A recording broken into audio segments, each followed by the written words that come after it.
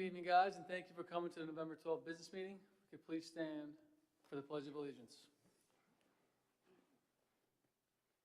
I pledge allegiance To the flag of the United States of America and to the republic for which it stands, one nation, under God, indivisible, liberty and justice for all.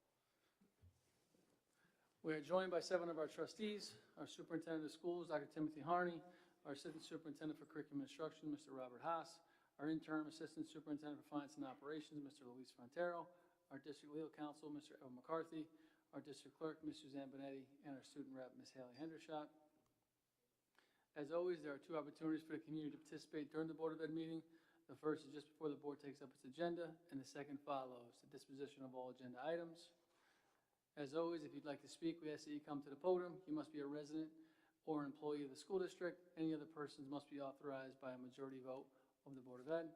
The normal time, we ask you to keep that to approximately 3 minutes. And as always, the Board of Ed meetings are live streamed and posted to board docs that is on the website. And if you'd like to follow the district on Instagram, you can follow us at BBP School District. But at this time, before we get into the superintendent and student delegate report, we'd open it up to the community for any new or old business. Not hearing any, we'll turn it over to Dr. Horney for his report. Dr. Horney, how are you tonight, sir? Good, thank you very much, Mr. Miller. Just a couple of quick updates and I'll talk about these a little bit later on, Mr. Haas is going to be giving a presentation for us from, people may have heard that in late September, New York State Education Department put out a regionalization initiative that all districts have to fill out a survey, so we're going to talk about that a little bit. And then, which we had talked about a couple of weeks ago, we'll also be speaking about security, so I'll leave that discussion for at that time. So then just a couple of other quick updates. I'm happy to share that it looks like we're going to be ready to open the outdoor wellness center, and that we're looking to do, we'll do a ribbon cutting grand opening on November 25th. Very excited about that. So, you know, hold on for more information about that. We also have which Ms. Hendershot at the end of there is one of the students that's very involved in this. Each year we've done the 5K Cocoa Run for suicide prevention and awareness. She is, and a number of her classmates are organizing the event, so if you can mark it on your calendar right now, December 14th, 9 a.m. I'm expecting everybody to go for a run with me on that day, so that'd be nice. So we'll do that, so look for more information there. And then just as a reminder, which there'll be a note that comes out tomorrow, that we have the go home early drill, which will happen on Wednesday before Thanksgiving, which is the 27th. So it's typically 15 minutes earlier than what would have been a half day. So again, a letter will come out reminding, and I'm sure our principals will also send reminders in their weekly notices as well. But that is on the 27th. Other than that, I'll save everything for when we have our discussions. Thank you. Thank you, Dr. Harney. At this time, we'll turn it over to our student rep, Ms. Hendershot.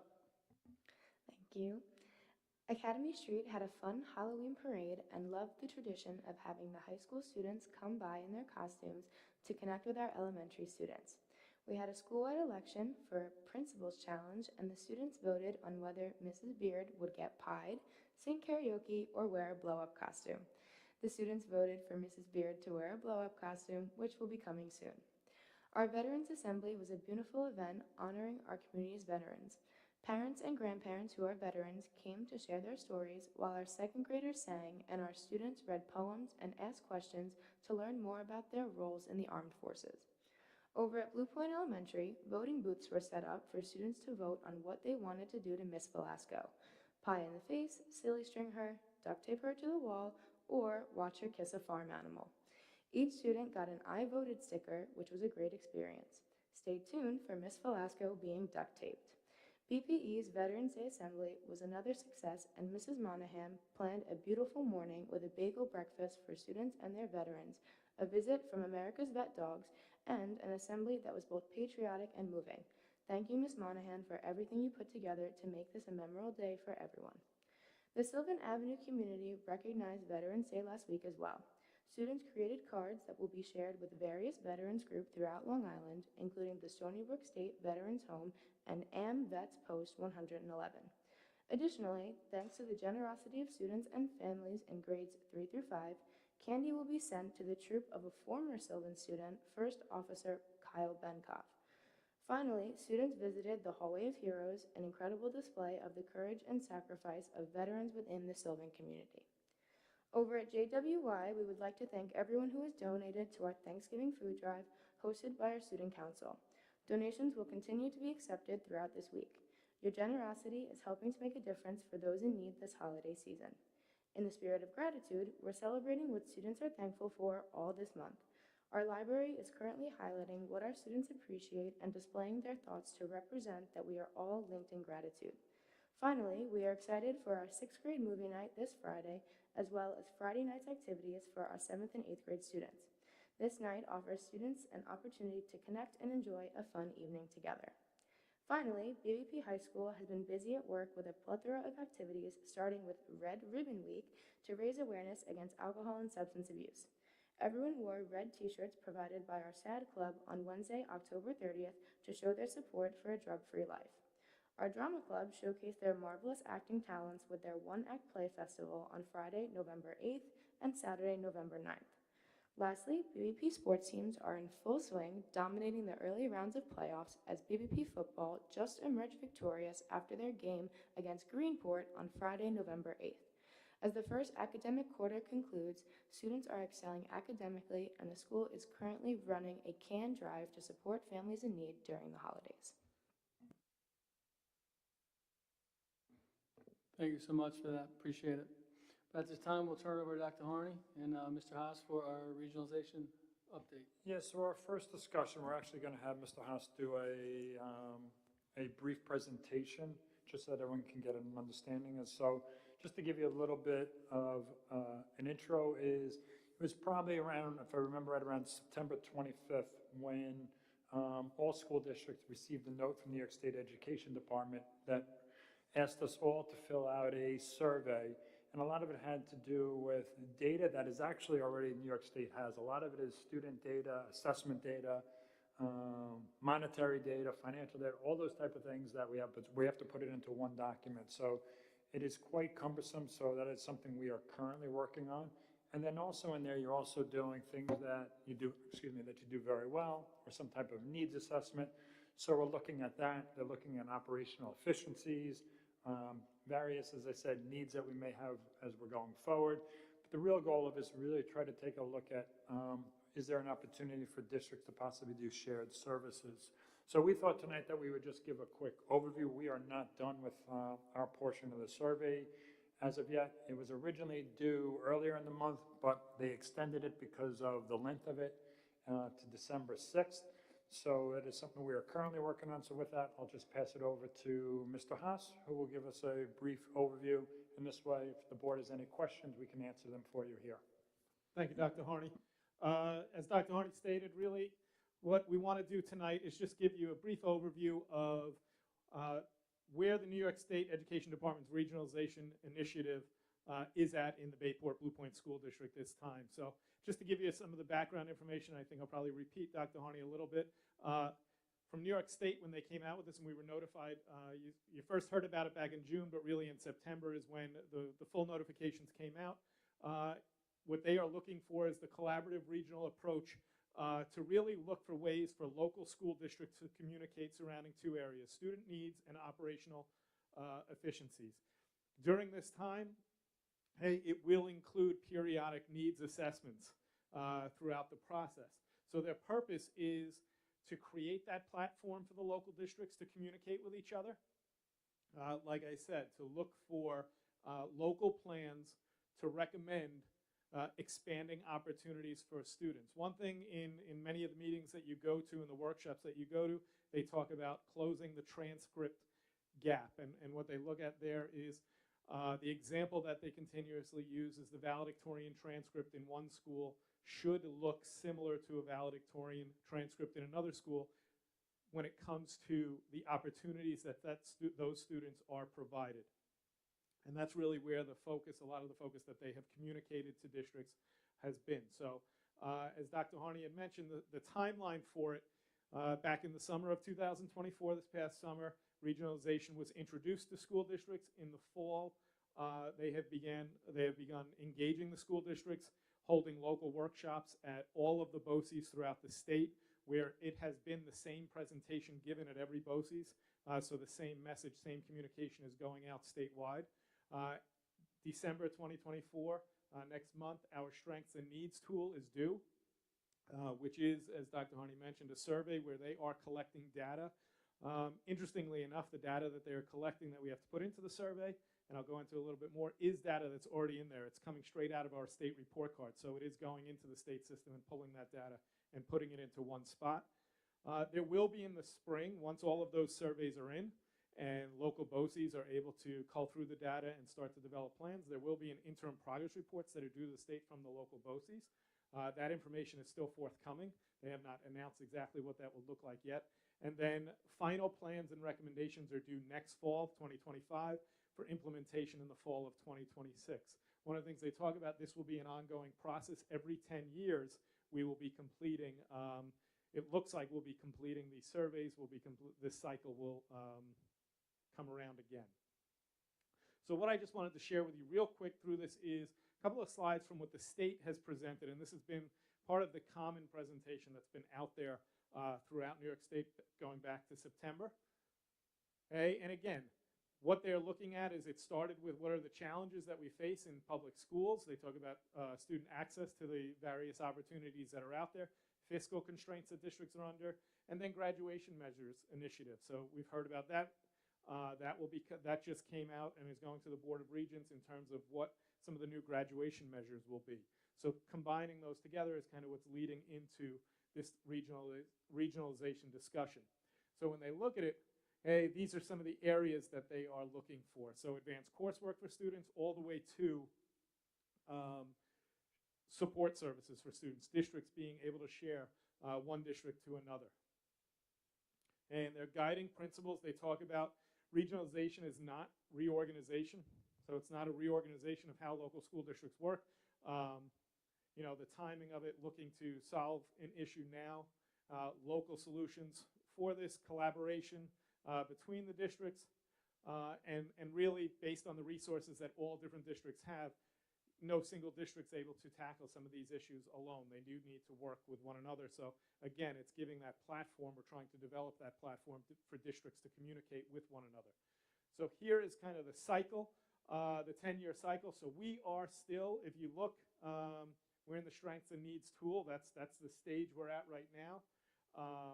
They're kind of getting together with meetings and sharing with us what is going on with it. And then, like I said, it goes into the spring where that interim progress report will be due, the regionalization plans being due next year, and then 2 years from now, implementation.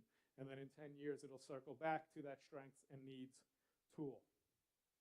Okay, so again, another of where the timeline is, obviously taking us from November all the way to the finalization of the plans next fall. Hey, just kind of the key roles of the different people. Nice, obviously, the education department, district superintendents being headed up by the local BOCES, hey, and then the work that's being done with local school districts, all partnering together to try and obviously complete the needs survey and then come up with what some of the recommendations will be. Just a couple of additional notes with it in terms of everything from the supervisory districts and regional plans and when they're due, all the way to district superintendents monitoring the progress and the implementation once it is developed, the plan is developed. So they talk about, again, going back to the reasons for this conversation starting. They talk about some of the benefits, creating that equitable educational opportunities for all students, no matter what their district is, where they live, being able to have access to some of the high-quality education that other districts have. Establishing a system for districts to be able to communicate and collaborate with one another, and then also developing a model that can be followed. That's where they talk about this 10-year cycle, developing that model that, whether it's from an academic standpoint, a fiscal standpoint, that districts are able to address some of the ongoing issues that they may face. So just kind of bringing it back, that was the state, what they've been putting out in their state presentation, bringing it back to BBP, some of the things that they're looking for when they collect the data in the strengths and needs survey, hey, they're collecting data, everything from academic, attendance, discipline, graduation, what our course offerings are, what the extracurricular activities that we offer and our students are involved in here in the district. And then with each one, not only are they collecting the actual data, hey, but then there is a small component in which there's a reflections and a vision component to it, in which they're asking for us what are our strengths, what are the celebrations we have, the gaps and challenges, progress and prospects, and then a vision. What are some of our goals, our priorities, and our support needs? Within those, we're able to draw upon a lot of the work that was done last year in terms of the strategic plan of the district, and we're able to pull a lot of that information that the community provided us with in a survey, came together, collaborated together to create the strategic plan that was ultimately presented and adopted by the board. So a lot of that information is what we're able to pull for the Strengths and Needs survey. So that is, I know, brief, but an overview of where we are with regionalization here in Bayport Blue Point from the initiative from the state. We'll be happy to answer any questions. Thank you, Mr. Haas. Open it up to trustees for any questions. Ms. Conley? I just want to say thank you for doing all of this work. I feel like a lot of these conversations are already happening throughout, your contacts with the town of Islip and throughout the county. So just thank you for your hard work, and I look forward to hearing more as it progresses. Any other trustee questions? Just to really talk to, kind of saying is, we do shared services. Earlier on, we used to do it with robotics. We do it with swimming. We do it with our local library within security and things that we share with them. So this is something that we continuously look to do, and we will continue to do in terms of our own efficiencies for our own district, wherever we're able to partner with some. The work that we've done with the chamber over the years for individual things, even if you're thinking about the wellness center, the amount of people that have shared and donated and things for that, it's something that we will continue to do, as we're going forward. Any community members, any questions on the regionalization presentation? And hearing Mr. Haas, thank you so much. Appreciate it. Moving on to the next item, we have a security discussion. There was a community member with a question last month in regards to the district's response to the possibility of armed guards in Bayport Blue Point. So I'll open it up to the board. Any questions, comments about security, specifically armed guards?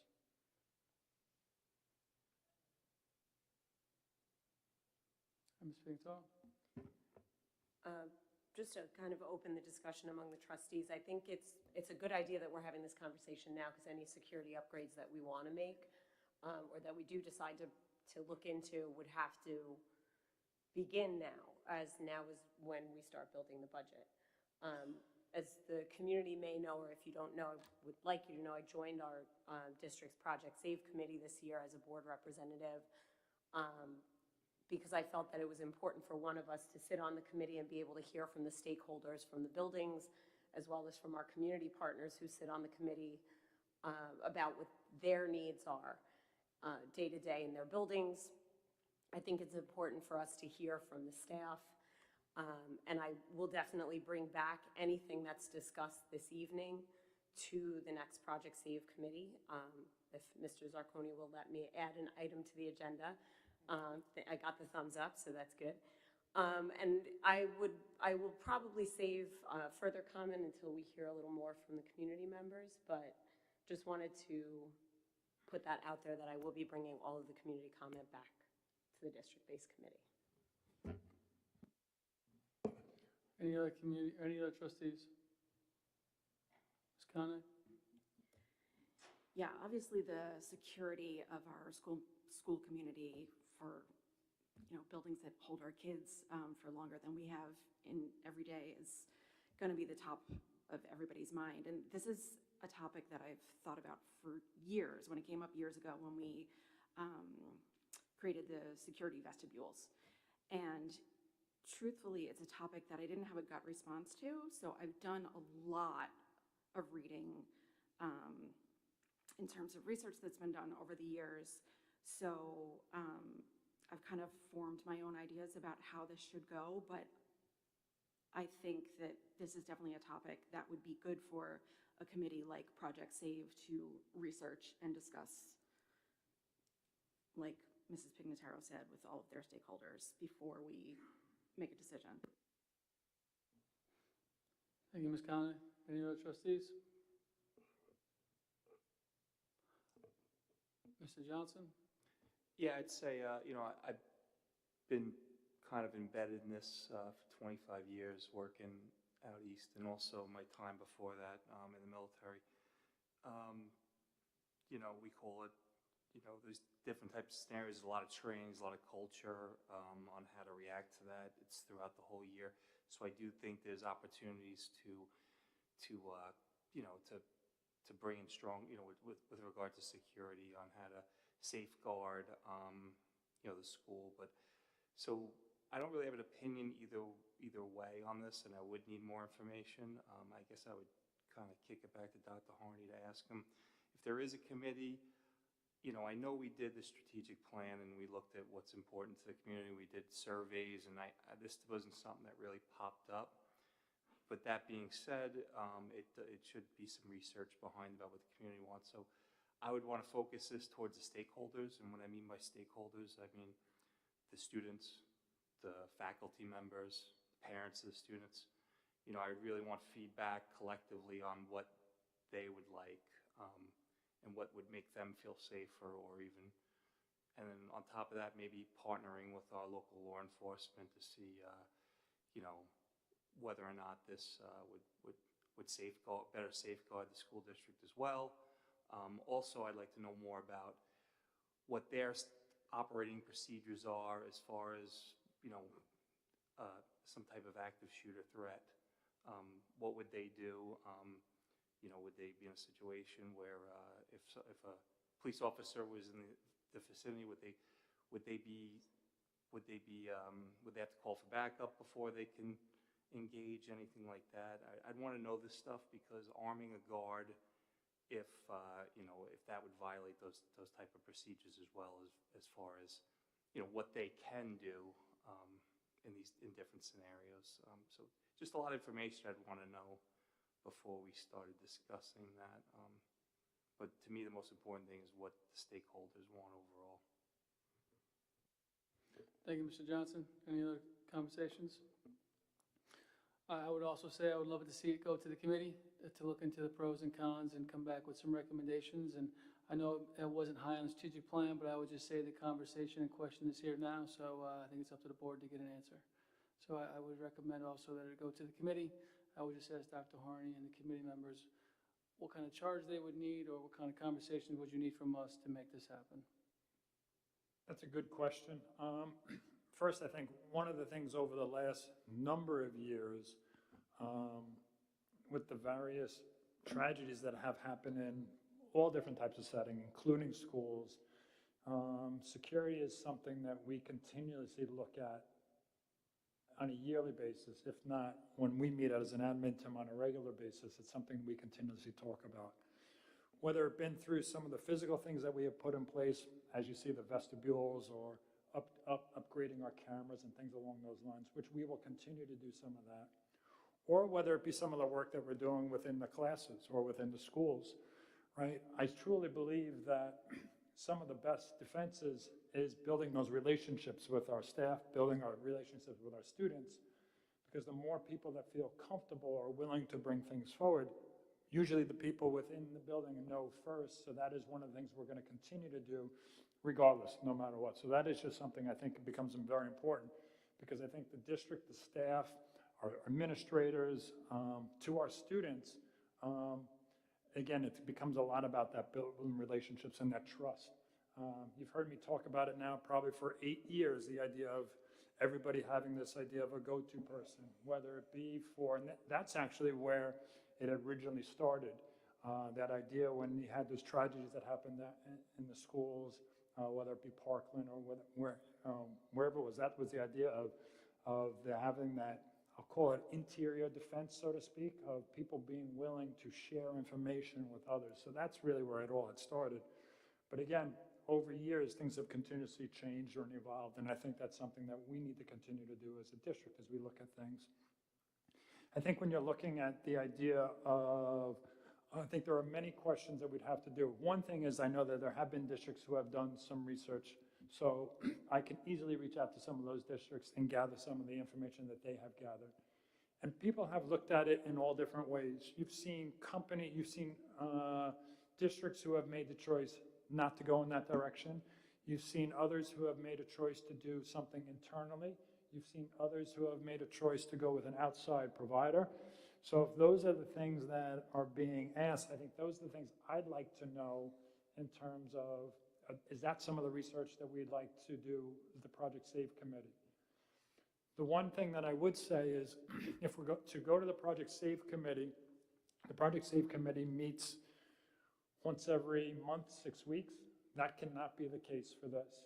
Reason being is because if we are to make a decision and we are to get a recommendation, I'm thinking from a processes approach, it probably needs to happen sometime within February. This way that we can continue to plan in either direction that the district decides to go, so we can have enough time to plan and do it correctly. So I do think we would probably have to have all that information to the board with information on both sides, so then that the board can make a recommendation or advise us how to go as we're going forward, or as I'd be able to bring you more information. So I would say it's something that would need probably more time than, like I said, than 2 meetings. It's going to need a little bit of that. So that is something that would probably have to happen automatically. But I guess what I would need to know is there certain things that anyone here has us specifically to look at? I agree in terms of in trying to bring into the 5th precinct. As I said, we are extremely lucky. Probably one of the pieces I left out, 2 pieces that I left out when I was going through this is, one, we have a tremendous security staff who truly looks out for our kids and really wants the best for them. And 2, we have a tremendous relationship with the 5th precinct. So I think trying to involve them or having the discussion, I think that is important as well. And I think they would be more than willing to be part of it. The relationship we have with whether it be through our SROs or our COPE or whatever it may be, I think those are all people that need to be involved as well. So I think it is an involved process if we're doing that.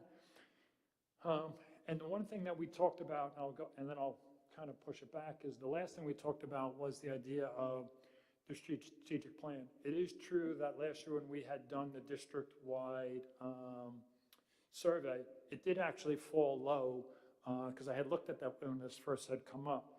But saying that, the one thing we've also talked about is that the idea of a strategic plan was to make it more of a living, breathing document.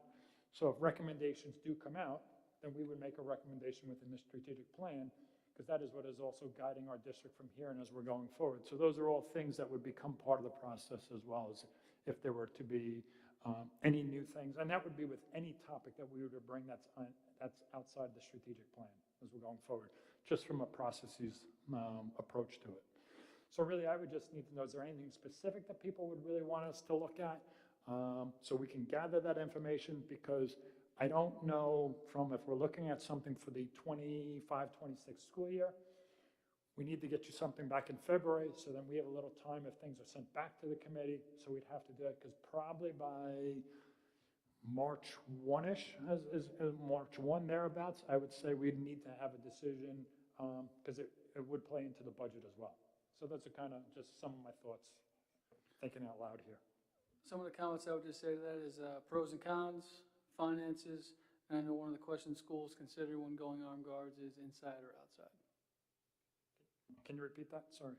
Pros and cons, financial responsibility, armed guards inside or outside. And I'd open up to the board for any other comments or suggestions they would like researched.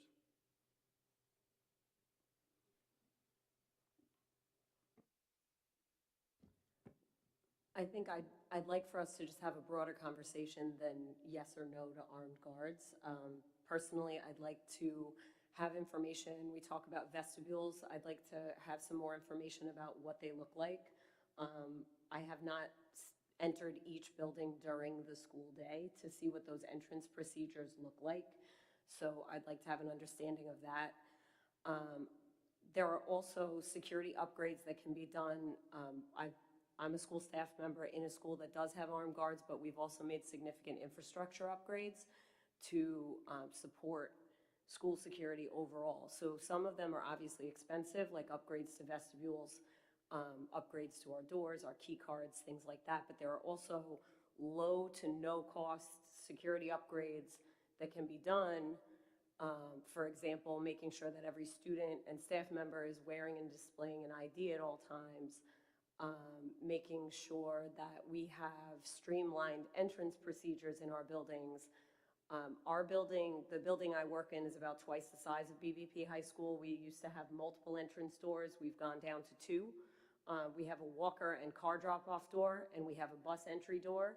Obviously, when we rolled this out, it was not exactly popular, but security is not always convenient for everyone, and we made a decision as a district that it was our prerogative to say that we're going to go down to these 2 doors to make sure that every single person that walks into the building is displaying an ID, scanning into the building, and those 2 doors are manned by security. And any student that enters after our first bell rings at 7:10 a.m.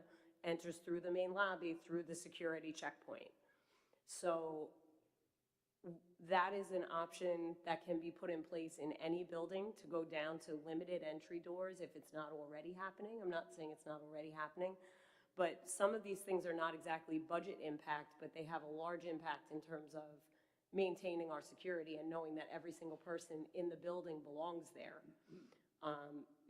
Our staff was trained by Suffolk County Sheriff's Department. I believe they used a presentation from Homeland Security, and I believe that presentation was also low to no cost. I'd be happy to find out about that if the staff is interested in that training.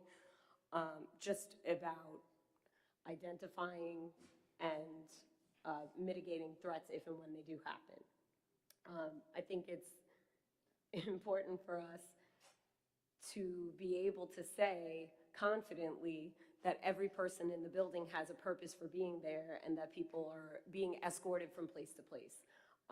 When we talk about crises that happen in buildings, very often they are a result of someone who was unattended in the building or someone who mixed in with the students and walked in at a time that they did not belong there. So those are some things just to kind of consider and maybe think about as a group. But personally, something I would like to see just in terms of your research would be entrance procedures for the buildings, for visitors, as well as students and staff. What doors are they using and how are they accessing the building?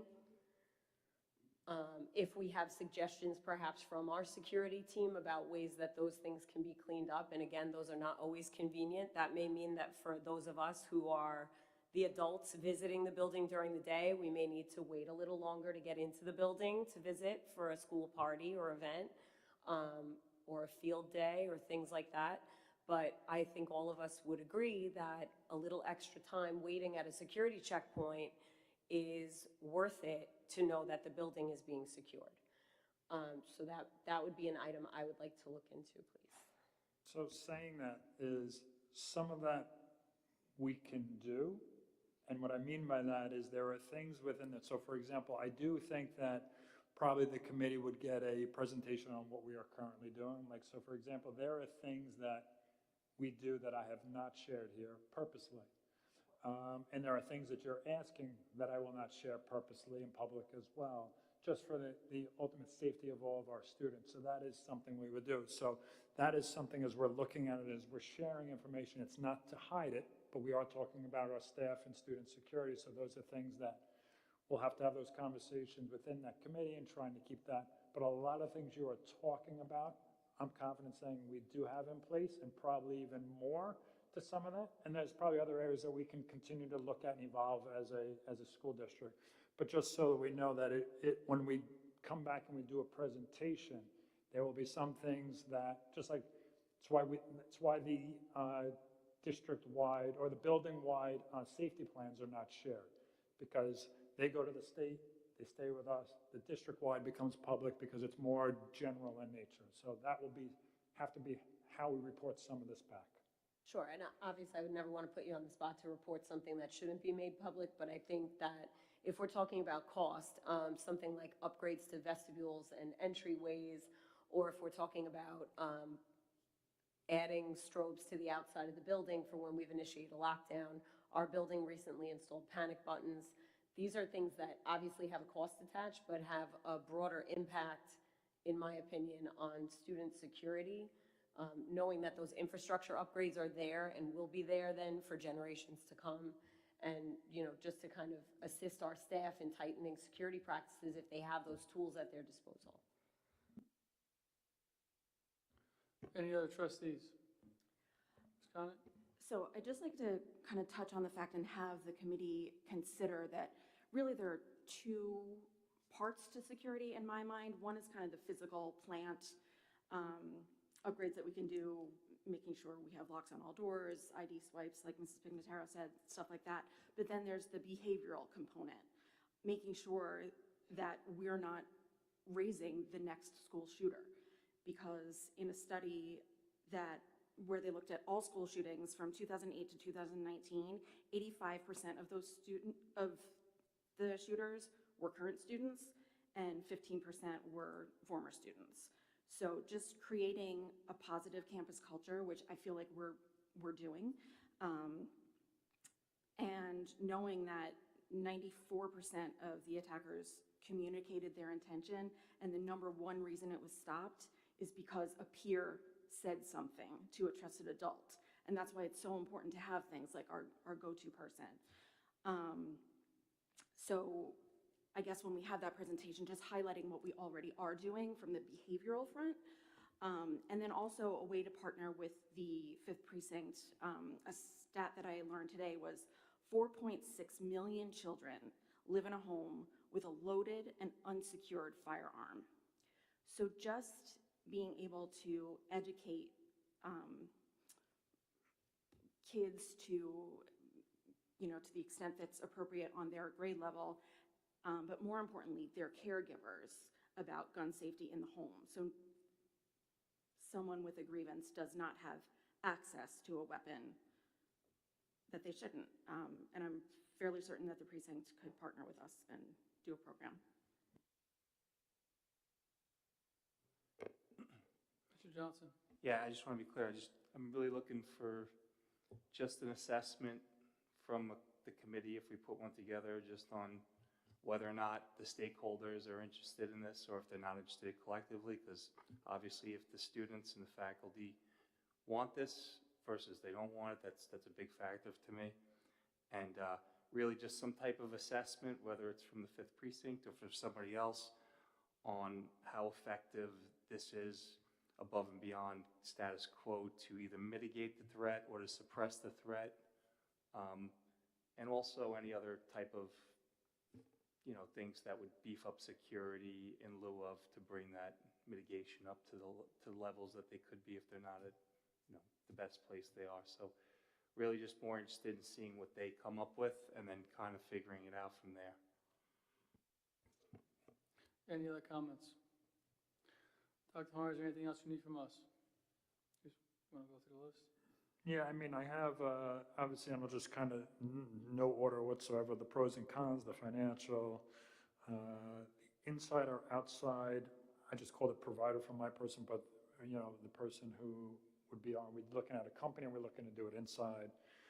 And then really taking a look at our current procedures. Are there other things that we can add to our own infrastructure? I'll use it both, from both a physical or behavioral. I'll look at both ways. Incorporating the 5th Precinct, in terms of things that, in terms of, as I said, how to mitigate, or looking at that. Assessment from the stakeholders, are we interested or not? Highlighting again what we do, the ideas of the go-to person, gun safety was a point as well. So it's a lot of directions in this that the committee can go. I said they're going to be meeting a little bit. And I guess, am I missing anything? Anything else from trustees? Dr. Horner, thank you so much.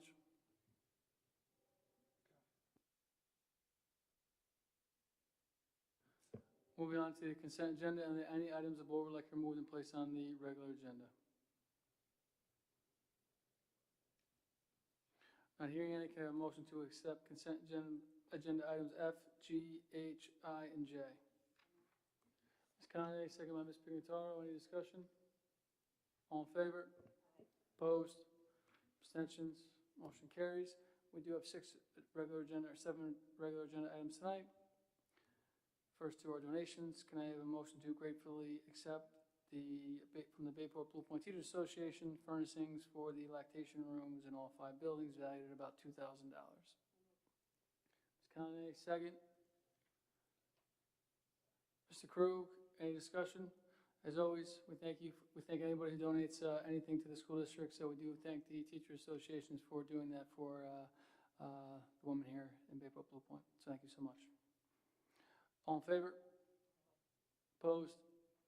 Abstentions? Motion carries. We do have another, can I have a motion to accept the cash donation and approve the budget amendment for the 2024-2025 school year from the BBP SEPTA? Ms. Conley, second by Ms. Pignataro. Thank you so much. From the SEPTA, that was $400, so we truly do appreciate that. All in favor? Opposed? Abstentions? Motion carries. Can I have a motion to approve the second reading of 4526, Computer Network and Internet Acceptable Use Policy? Ms. Pignataro, second by Ms. Kane. Any discussion? All in favor? Opposed? Abstentions?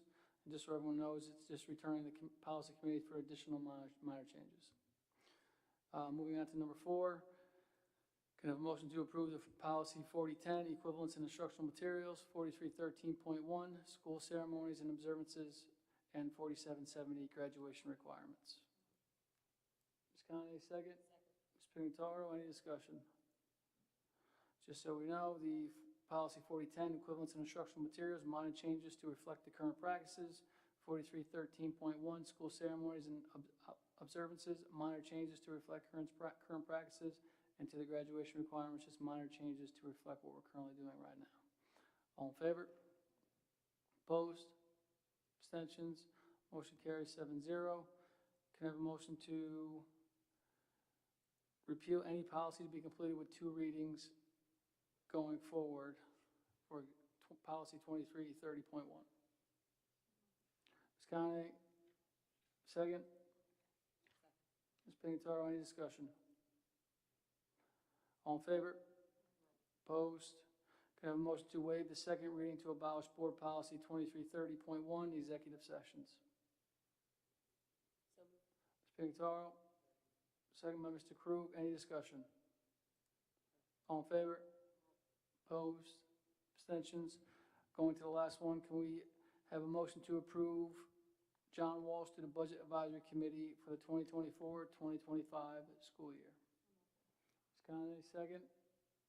Ms. Pignataro, any discussion? All in favor? Opposed? Abstentions? Motion carries 7-0.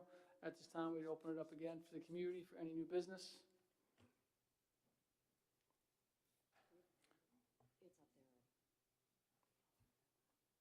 How are you? Good evening. My name is Nicole Pignataro, and I live in Bayport.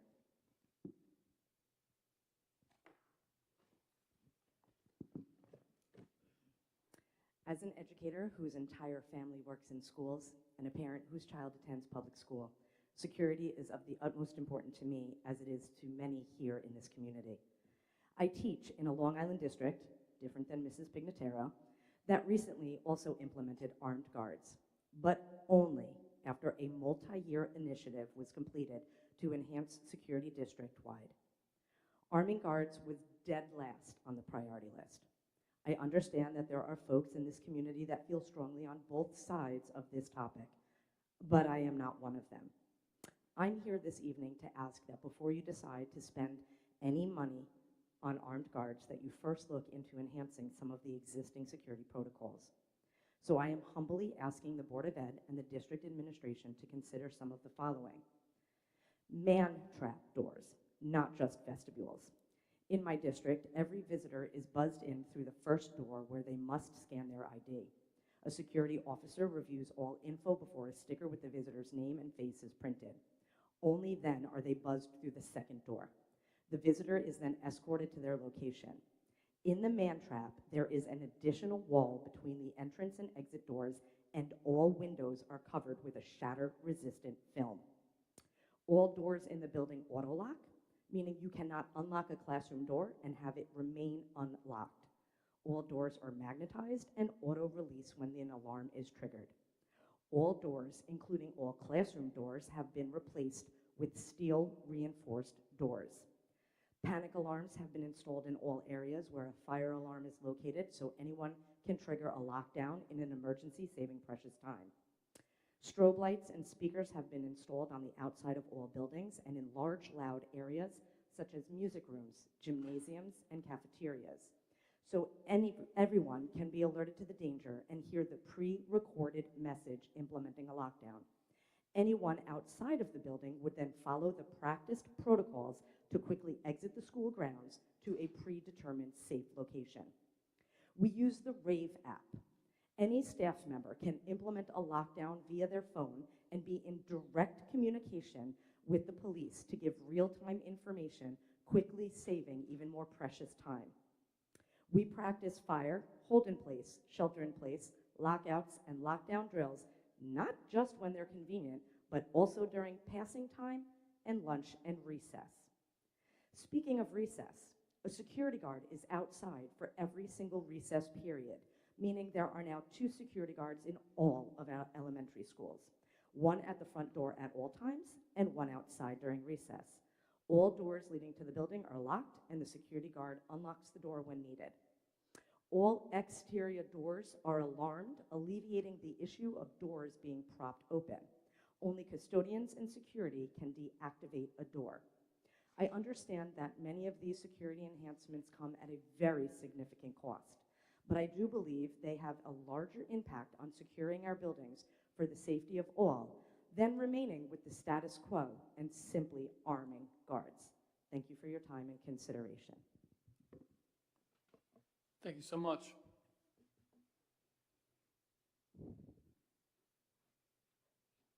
How are you? Hi, thank you. My name is Brenna McCarthy Merced, and I have 2 children in the school district. I live in Bayport. I had a lengthy discussion with my brother-in-law, who's in law enforcement in Suffolk County, and I just wanted to reinforce what Ms. Pignataro said, and also talk about training and how important training is for any security guards that you're considering arming. My brother-in-law said that when there's an active shooter situation, that Suffolk County Police Department will respond. He said, in his words, we would essentially fly there, how quickly they would respond to a situation like this. So a potential security guard with a weapon is possibly collateral damage. So, I mean, there needs to be a lot of training for that security guard to know exactly what to do when the police, respond in a situation like this. But also, my husband, who is a 30-year veteran of the Armed Forces, the Marines, and the Air Force, he said when there's a bad situation, when you're in the middle of a bad situation, you're going to fall back on your training. So if we have security guards, I know some of them are retired police officers or possibly, active duty police officers, but if you have other security guards that have received, a few hours of training, I really do worry about their ability to, respond in a situation like that.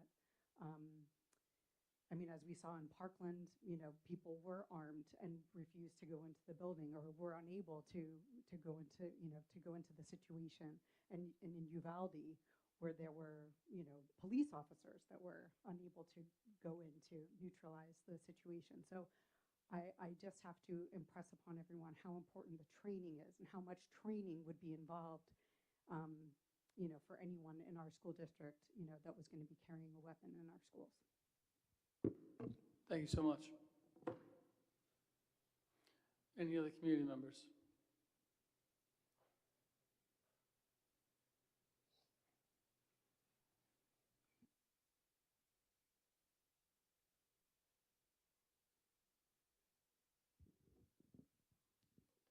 Hi, I apologize. My thoughts are a little bit all over the place because I've been jotting down notes and wasn't sure exactly what you all were going to say. so I wasn't sure what I was going to say. As far as the security topic, one question that I have is, when will the Elizabeth Cavuto, when will the Project SAVE committee be meeting next? I mean, I can't give you that answer, but I mean, now that they know there's a charge from the board, I'm sure they're going to put an email out to the committee, and I'm sure they'll get some dates scheduled on the calendar in the next few weeks or so. Yeah, I mean, what I will do, I'll reach out to the chair. I'm not exactly sure when their next meeting is off the top of my head right now, but obviously we'll have a meeting now to talk about tonight. And as I said, I don't think they're going to be meeting once every 6 weeks, so that's the best answer I have right now. Okay, and you're looking for them to meet more often, I guess, because you I would think like to get this done, if the thought process was to look at something, whether it be, as Ms. Pignataro was talking about, from an infrastructure or anything with guards, there is a financial piece to any of this that we're talking about, is it would have to be involved in the budget process. And to do that, it really needs to be done before probably March 1, March 15th, the latest. But those are just kind of my thoughts as we're talking about this here tonight. Okay, thank you. One thought I wanted to share is just, I understand that a lot of people have a lot of opinions about this. I respect Ms. Pignataro's opinions. I think it's great that you have so many things in your district that a lot of places don't have. I think it's great. I think the more we can do, the better. I would like to ask, possibly, that maybe our administration, maybe in the meantime, before we figure out what we're doing, before we know, what we may or may not add to Bayport security, could it please be reviewed? Staff should not be letting in people who don't have IDs. You just don't let anyone in. If a kid who graduated comes to visit, they have to have a teacher say that they expect them, things like that. I think that it's easy for mistakes to happen, and sometimes that's how terrible things happen. So that's just one way we could do something right now, is just remind our students, our staff, we don't open the door for anyone, we have to follow the procedures, etc. We can absolutely do that, and it is something we do on a regular basis. We even have ourselves tested on a regular basis to see if there is people that can get in through different places. So that is something that we do as well, but it's part of our normal protocols and procedures. I do have a question about this Project SAVE committee. Is there any person on this committee who is in law enforcement? From all the various different first responders, they do have them, and I know, and I don't want to put the person on the spot right now, but I do believe they do have law enforcement.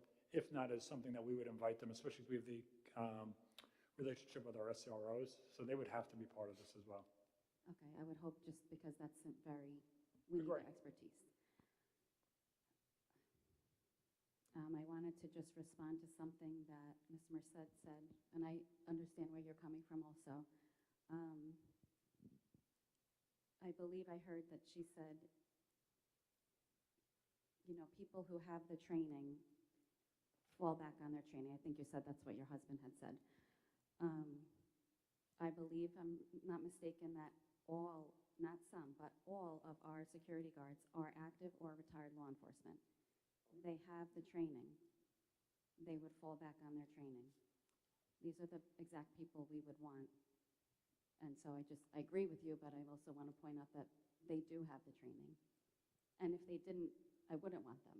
I wouldn't want someone who doesn't have the training to be having this job. Sorry, I'm all over the place. I think that's it for that. I have a question about the whatever it is called, regionalization plan. Yeah.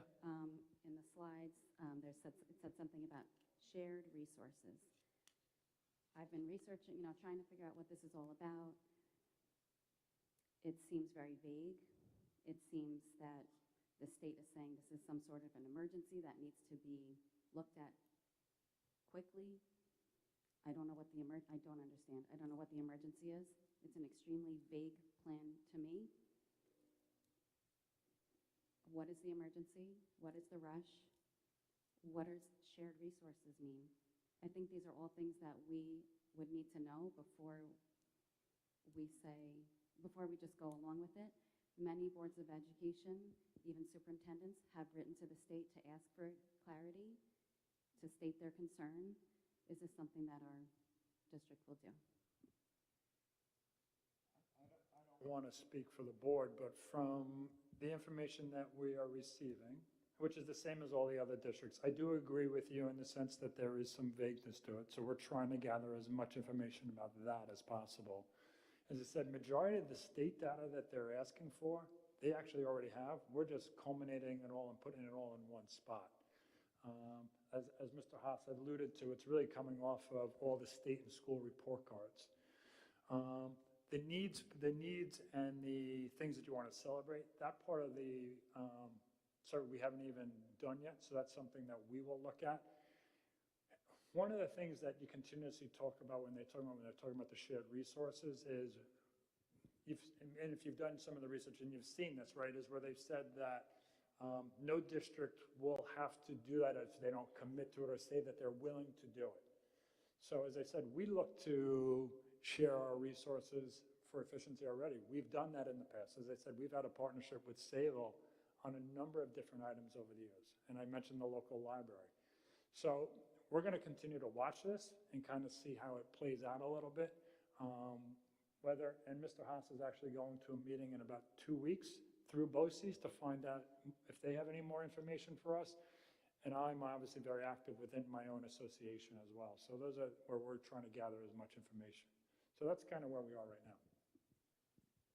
Okay, thank you. So do you expect that you would be asking the state for more information the way other boards and superintendents have? I mean, as of right now, we're talking about writing a letter. Is that what you're asking specifically? We haven't had a conversation on that, and if it's any board member's prerogative, bring that up. But as of right now, it has not been something that's even been discussed, even been on the table. Okay, thank you. Thank you so much. Any other community members? Not hearing any. Open it up for trustee new business. Not hearing any. Can I have a motion to adjourn? Mr. Johnson, second by Mr. Krug. All in favor? Opposed? Thank you guys so much. Have a great night.